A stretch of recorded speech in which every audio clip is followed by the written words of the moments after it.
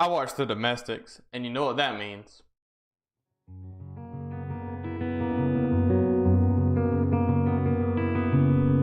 All in movie review.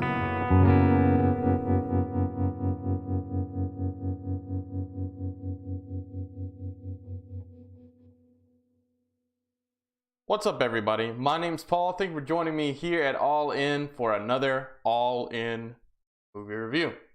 So normally I do this with somebody. I usually have my buddy Chad with me, and we have more of a discussion. And it's more of a, as I said, it's more of a film review, but mostly discussion where we take about an hour to actually talk about this movie, and I try to whittle it down to 30 minutes. But this is going to be a little bit shorter because this is just a straight up review. It's only me watching this. And the movie that I'm watching today, of course, as I mentioned before, is called The Domestics. This is a movie that when I had initially saw the trailer for it, I was like, that is the movie for me. I love this type of movie. But I kind of forgot about it. It came out on video on demand. I think it was like June 29th.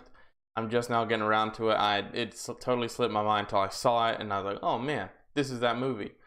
So The Domestics is a movie. It is a post-apocalyptic movie where our government has killed us off. So that's not a spoiler. That's at the very beginning of the movie.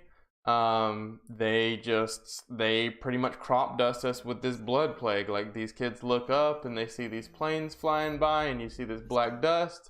Next thing you know, most of the population is dead. I don't think it explains if, other countries have done this too, or if it's just us, but I know in America that our government has killed us off with something called they call it like a blood virus or something, and whoever is immune to it, they're still stuck around. And you don't really hear much from the government, like, at all. I wouldn't even call them authoritative figure, but the only voice on the radio is a DJ. There are like 8 different factions or something like that. There's a bunch. I can't remember off the top of my head how many there are, but I know there's quite a few. There's the Sheets, there's the Gamblers, there's just all kinds. And you meet most of them. Some get more screen times than others.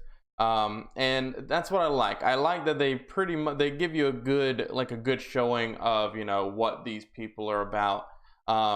Like, the Sheets are kind of these people that go around with, pillowcases on their heads. I guess they're supposed to be like scary ghosts or something like that. You got the Gamblers, who they spin this wheel, and if, it lands on a skull, they kill you. If not, then you live. But yet they sometimes capture you and take you to this gambling place. It's pretty weird. There's just all different types, and like I said, I really like that. That was my favorite thing about the Warriors, is how the Warriors have to bop their way back to Coney Island, and they have to get through all these different gangs.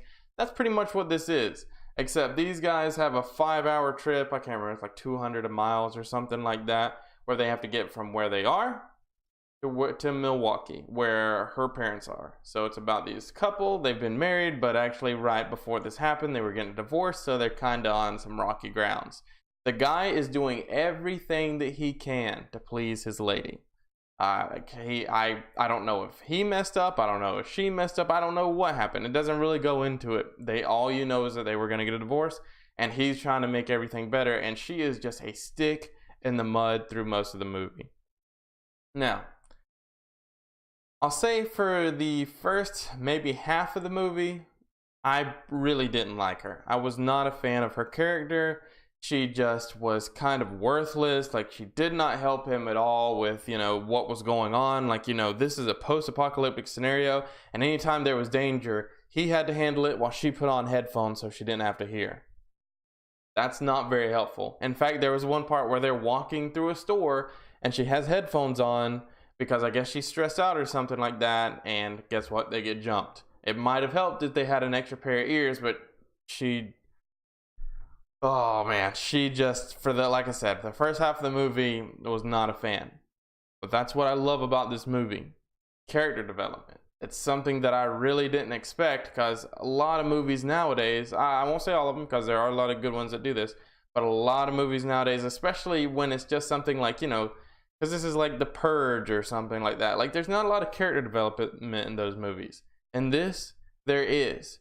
She goes from somebody that I could not stand, that I was just like, please kill this character off, to by the end of the movie, I was like, wow, She has totally transformed into this bad bitch. I love her. Like, I love what they did with her character. Like, she really came into her own, and I thought that was fantastic. Like, it's showing that, you know, your characters can have growth. This is a 200-mile journey, which to us isn't a big deal, but in the post-apocalypse, hey, that's a long way to go, especially when you got all these different factions trying to kill you and all these road stops. That's a pretty big deal. And the guy, the main character, like, he just kind of looks like this unassuming guy. And I also like that they kind of made him a badass. Like, his inner animal really came out. You know, he's not some sniveling coward or something like that. He is handling his business. And that's another thing. There's a lot that I like about this movie. So you're going to hear me saying this a lot. But another thing I like about this movie is a lot of post-apocalyptic movies. And that's kind of the point. And I have nothing against this in post-apocalyptic movies because it's kind of part of the genre. But in most of them, there's food scarcity, there's ammo scarcity, there's water scarcity. You know, like they're sitting here starving, and like The Road, he had like one bullet in his gun, and they had no food, they had no water, and it was just it was grueling to watch. Like, I love The Road. It's a great movie. My friend tells me it's a great book. I still need to read the book, but like it's a great piece of media. But it's just grueling to watch, and I didn't want to watch it really more than once or twice because it's a difficult watch. This movie is more akin to like a Mad Max.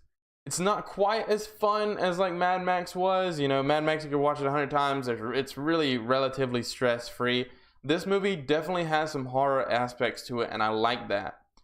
There was definitely some parts of this movie where I was like, oh shit, what is about to happen right here? Like, I don't know how they're about to get out of this. And with these movies, characters don't always get out of these situations. You're not always going to have your happy endings. You're not always going to have your characters that you grow to like. They don't always make it. And that was another thing that I liked about this movie, is it felt realistic.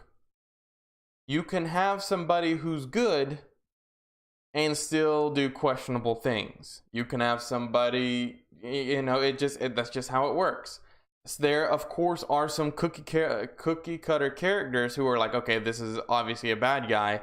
But then you have your characters like, I don't really agree with what they're doing, but I kind of understand it. And then you just have, you know, these badass characters on the side. There's so much that I want to say, but I don't want to spoil the movie. And it's just, I think this is definitely a movie that's worth your time. And so, like, because I went in here and there's not a lot of reviews for this movie. It is a B movie. It didn't come out in theaters or anything like that. So it's not like this AAA budget. But I think that works in its favor, because the action that's in this movie is good. Like, this is some great action. I wouldn't say this is an action-packed movie, but you're definitely not going in here going to be bored at any parts. Like, it is, this movie has some of the most intense scenes I've ever seen. And again, I've watched a lot of these movies, and there is one scene in particular. I'm just going to go ahead and say, like, at the gambler place, when the you'll know what I'm talking about, when the gloves and guns come out. That is one of the more intense scenes that I've seen before. And the way that plays out is not how I thought it was going to play out. I was like, okay, this is about to happen, this, you know, blah, blah, blah. No, that is not how it plays out. And it's awesome. It is, and like, there are these side characters that are kind of following the main characters this whole movie. And you're like, well, what's going on here? What's this all about? And it's just, there's so much going on in the movie, and they wrap it all up in a neat little package that works for me. Like, this was a good movie. This was entertaining. Like, you know, you see, like, this couple of characters that you meet is just like, and it's this guy and his son, you know, they're hunters, and they're just there. They, you know, they're kind of like, we want to help people. We're just a normal family trying to make it in the world today. And that's kind of cool. Like, I mean, it just feels realistic. At the end, during an apocalypse, not everybody is going to go bad. Not everybody's going to go mad. Not everybody's just going to all of a sudden start killing and raping and pillaging, because people do have morals. And whether we want to believe it or not, I know there's a lot of bad stuff going on in the world right now, but people do have morals. There are legitimately good people in this world that just want to help, but everybody has their hangups. And another thing I'll say about this movie is the soundtrack that's in it was pretty good. Like you've got your radio DJ that's pretty much sticking with you the entire time. He reminds me of Three Dog, kind of, from, if you've ever played Fallout 3, he reminds me of Three Dog, which is one of my favorite DJs of all time. And he just keeps playing these golden oldies, like, you know, kind of like old rock and stuff like that. And it's great. It just fits the movie so well. Like, and there's no, like, you know, Mad Max style built up cars. I mean, some people have them, but the main characters never get that. Like, at one point they're driving like a Honda, what is that thing? It looks like a Cube, a Honda Pilot or something like that. It's just so well done. I know it sounds like I'm just raving on this movie and only talking about the good stuff, but that's because it had a lot going for it. You know, I saw some reviews where some people, you know, it didn't gel with them, and I completely understand that. Some people need more, or some people need a bigger budget, but this is a B movie, but at the same time it's so well done. Like, it's like the old Mad Max movies. I'd say it's about on that level, but it's so well done. So I know what you're saying, Paul. You've talked about all the good stuff, you know, the character development, the action, all the side stories, and is there anything bad about this movie? Yeah, yeah, there is. Like I said before, that the first little bit is going to be hard for some people to get through, just because the main chick is just so annoying. Like, she's like, I don't like when they make these weak female characters that need their man to save them. Like, I just don't like that. Like, I mean, I don't like where that is. But this has a real Tomb Raider thing, so even they turned that around. Like, she goes from a zero to hero pretty much, and I thought that was awesome. I would have liked to see a little bit more with some of the gangs. Like, some of the gangs that they mention you don't really see at all, and some of the gangs you see really fleetingly. It focuses on, you know, a couple of the gangs more than others, and like some of the stuff isn't super explained. Like, there's this one person that they talk about that is a cherry. I know if I just say cherry, that's not gonna mean anything to you without explaining it. Cherry is a group of, I think it's like a group of women that, you know, are out killing men for some reason. You know, men hating women, you know, whatever.